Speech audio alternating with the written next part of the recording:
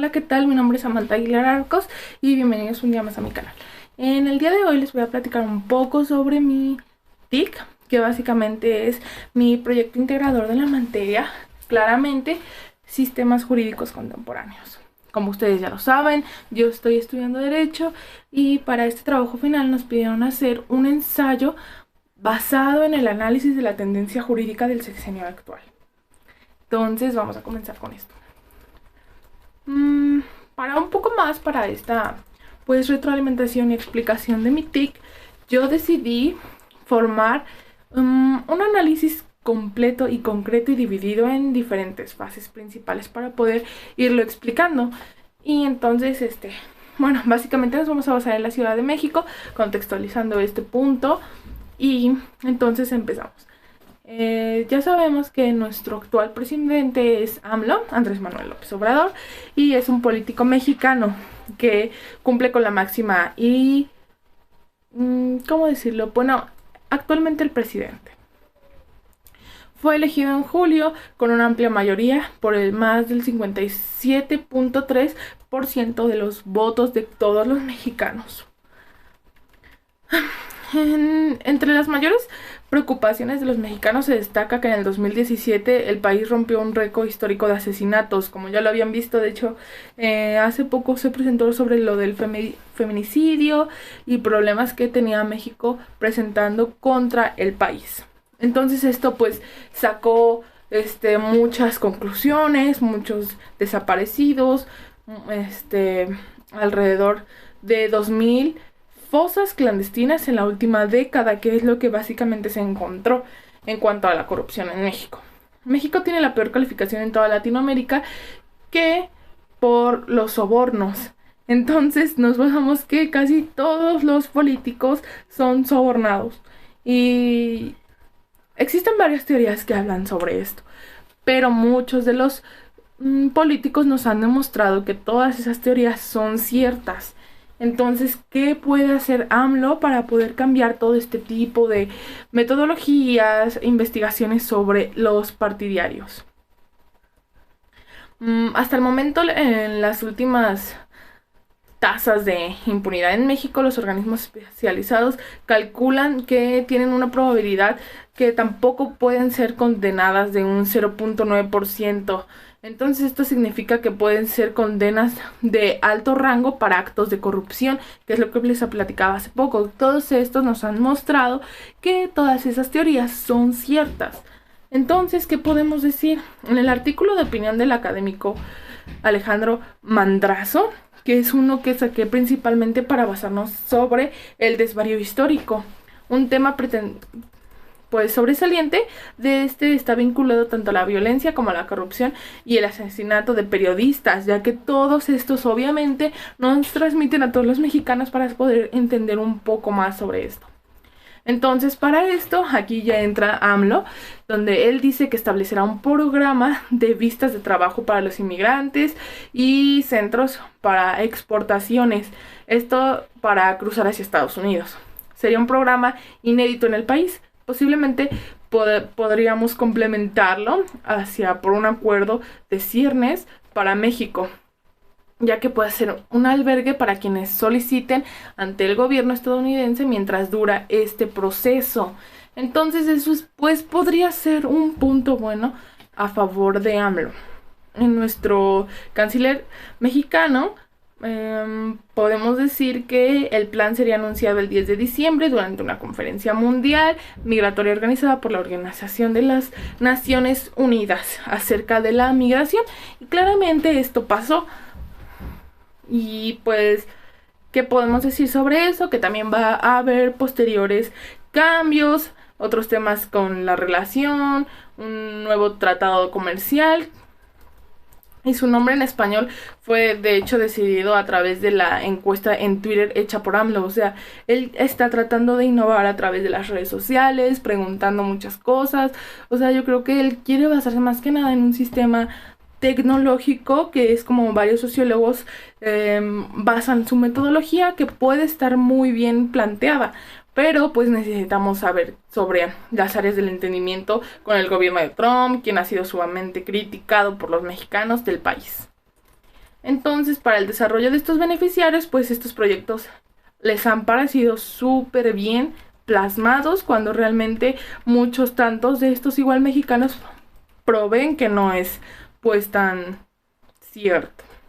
Ya entrando al análisis un poco más sobre nuestro TIC, nuestro proyecto integrador, tenemos que en el sexenio actual el presidente Andrés Manuel López Obrador inició el 1 de diciembre del 2018, entonces llevamos un año y meses. Para esto, como yo les comentaba, se encuentran distintas fases dentro del sexenio actual y las quiero manejar por puntos principales para que puedan entenderlo un poco mejor. La primera de ellas es las que les platicaba, que son las finanzas públicas, que de acuerdo con la información que existe, la propuesta fiscal en el 2019 se caracterizará por preservar la disciplina de estas finanzas públicas. Esto se reflejará en la programación del Subratip primario de 1% de la PIB. Las cifras estimadas para el cierre del 2018 inician un saldo superlativo del 0.7% de la PIB, por lo que el resultado del 2019 implicará mayor disciplina fiscal en este año del gobierno para Peña. Entonces, AMLO lo que quiere hacer es, mediante un conversador fiscal, poder plasmar todas estas finanzas públicas para poder generar un mejor pues desenglosamiento dentro del país. Esa es la primera fase. Dentro de la segunda fase, yo lo plasmé como una pregunta que creo que es muy cierta. Dice: ¿habrá alguna restauración profunda del gasto público? En esto tenemos en el gasto del gobierno que está el avión presidencial. El avión presidencial se evalúa está evaluado más de millones de dólares. Entonces él quería venderlo y claramente nadie lo iba a comprar. Entonces para esto él hace unos 2 meses estaba plasmando que iban a vender boletos para esto. Realmente siento que no vale la pena, es una pérdida de tiempo y claramente no va a funcionar en nada. Tal vez como nunca antes, es un proceso de reestructuración profunda del gasto público. Habrá un incremento en la inversión pública, según para los recursos a lo largo de la administración de Peña Nieto, que cayó fuertemente gracias a sus gastos del avión y todo eso. Los recursos para fondear ese aumento saldrían en la reducción de los gastos de la operación del sector público. Entonces, AMLO claramente para este punto provee sacar nuevas funciones para subir más el gasto. Y en algunos casos, según ya lo habíamos platicado de hecho con nuestro maestro, y si está viendo esto, claramente nos va a entender que dice que para cada mexicano está destinado algún tipo de dinero. Bueno, algún dinero. Y entonces claramente él no se va a poner a regresarnos ese dinero. Y entonces vamos de nuevo en la historia de la administración pública mexicana, que será primeramente la ocasión en la que se haya una reducción de estructuras públicas de modo importante.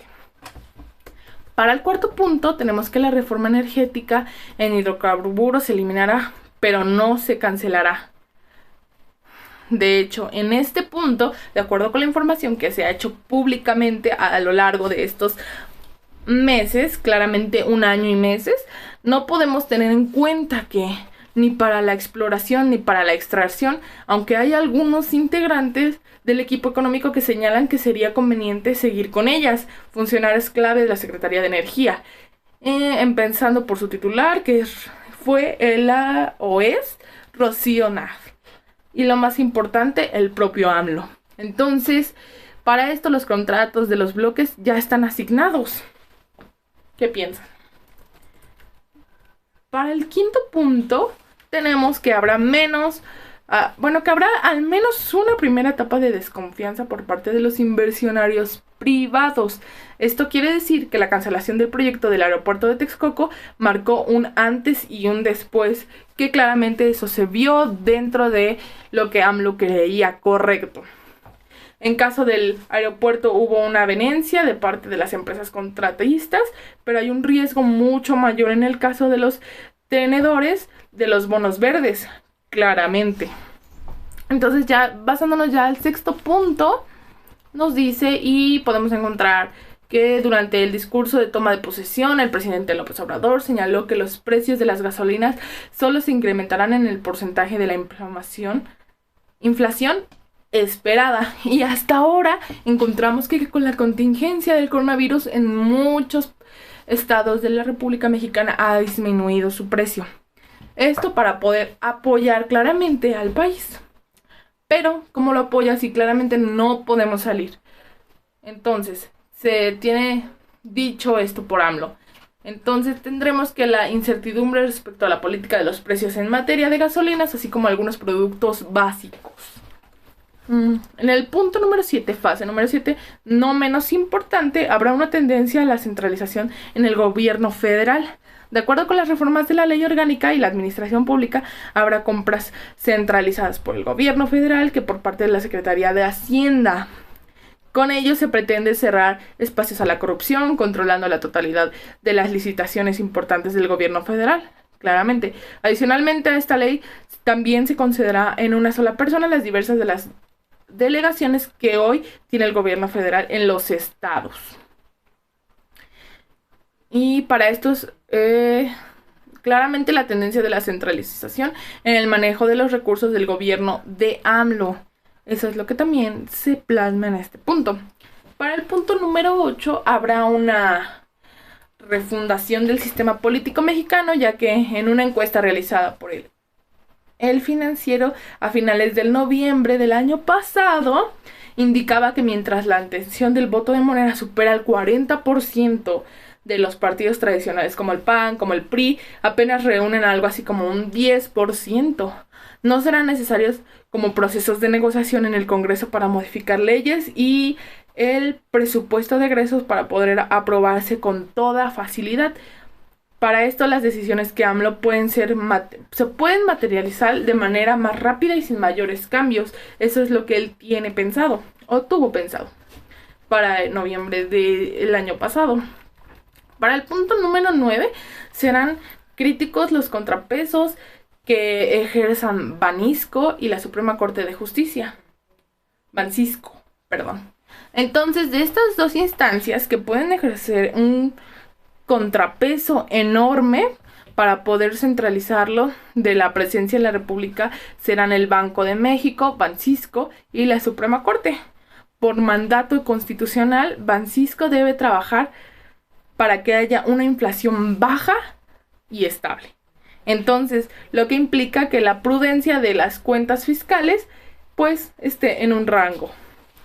Para el punto 10 y el final tendremos una cuestión rigurosamente vigilada de la sociedad civil. Entonces, quizás de una o alguna otra manera la gestión de AMLO en la presidencia de la República va a ser vigilada no solo por los organismos públicos, sino que también tienen encomendado con la auditoría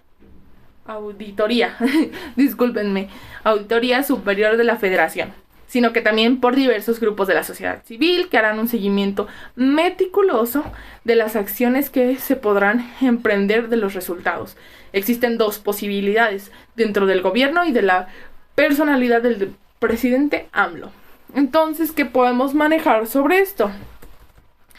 Que para el proceso que actualmente en el sexenio está marcado como un proceso bueno y que está mejorando el país, al menos desde mi punto de vista, yo creo que no es así, porque siguen existiendo muchas injusticias, muchos problemas. Entonces claramente no hay clase, y esto lo platicábamos hace mucho tiempo, no hay clase alta, no hay clase media y no hay clase baja. La clase alta claramente están los políticos y artistas. En la clase vamos a clasificar la clase media y la clase baja en una clase baja, y esa la vamos a clasificar en 3: clase baja alta, clase baja media y clase baja baja. Entonces en la clase baja baja pues están los que tienen sus casas, están pagando y así. En la clase baja media tenemos otros tantos que posiblemente en estos podamos incluir, donde nuestros papás tienen un trabajo, nosotros tenemos unos estudios y podemos constituir pues nuestro proceso como buen mexicano. Y para clase baja, pues claramente están las personas pobres, las que no tienen una casa, las que se encuentran trabajando al día. Entonces, para esto AMLO, según tiene propuesto muchos proyectos para poder ayudar a este cierto tipo de personas, donde él implementa pensiones, becas, pagos saldarios y me parece que también despensas en algunos casos. Entonces, pues siento que en cierta parte, desde mi punto de vista, no lo veo congruente, no lo veo que esté haciendo un buen trabajo. Simplemente a mí no me pareció que rifara un avión de tantos millones de dólares por boletos, que cualquier mexicano lo puede gastar. Si se lo gana un mexicano que simplemente no tiene dinero, yo creo que simplemente lo va a vender en la cantidad menor, puede ser 10 millones, y para él le van a servir muy bien, pero ese avión, ¿en dónde va a quedar? Entonces, pues solamente me queda decir eso. Contextualizando un poco más, también nos pidieron, pues analizar un poco en qué familia se encuentra nuestro país o nuestro sistema jurídico. Y la familia que se encuentra en este sistema jurídico es el romano germánico. Los puntos bases que yo me basé para poder explicar un poco más esto es que se basa en nuestro idioma porque viene de Roma. El primer código de leyes se creó con el código napoleónico, que está basado en el derecho romano. Por eso también llevamos la materia de derecho romano, para poder entender un poco más en cuanto a la historia, problemas fundamentales y todo eso, basado en su origen de cuestiones de propiedad de arrendamiento que surgen ya desde la época romana. También por los ius, que muchos de ellos igual provienen de Roma, y el actual que pues se sigue usando sigue siendo el ius punendi, del figura del derecho romano, que la facultad tiene el Estado para sancionar a las personas cuando cometen un delito. Entonces claramente viene desde Roma. Y los principales teóricos alemanes aportadores al derecho romano, claramente. Y pues como conclusión podemos decir que prácticamente en el año del gobierno de AMLO que ha encabezado, es posible identificar algunos rasgos que probablemente puedan acompañar de forma a lo largo que ha actuado en este sexenio, a pesar de lo contradictorio de muchas de sus acciones. Por ejemplo, su actitud que pues ha hecho con la colaboración y la cancelación del aeropuerto de Texcoco y la continuación de la obra termoeléctrica de Huesca. Eso puede clasificarse como algo bueno que ha hecho. Van quedando claros los parámetros que en última instancia definen el sentido de forma de gobernar y tomar decisiones. Sin duda alguna, el tiempo es insuficiente para permitirnos juzgar con claridad, porque aún claramente le falta otro gran recorrido para terminar con este sexenio. Entonces no podemos saber que lo que ha hecho hasta ahora pueda estar de todo mal. Entonces podemos decir que hasta ahora en su sexenio llevan cosas buenas y malas, pero se podrá contrallevar mediante los actos del gobierno. Entonces nosotros podemos identificar un poco más acerca sobre los siguientes años que siga gobernando y todo, pero hasta ahora yo estoy no tranquila, pero espero que realmente se ponga las pilas y ayude realmente a los mexicanos con cosas que necesitamos. Porque sé que ahorita con el COVID-19 es muy difícil la situación. Entonces espero que él haga algo mejor que decir que es el profeta. Pero bueno, esto fue todo. De verdad les agradezco mucho. Todos los puntos de vista dentro de esta materia me han servido muchísimo, porque puedo entender un poco más la materia. Todos estos puntos los llevo a lo largo de mi vida para poder entender problemáticas, poder saber que claramente las leyes se renuevan constantemente. Entonces por eso estamos en el sistema contemporáneo, y les agradezco mucho. Espero les haya servido y muchas gracias.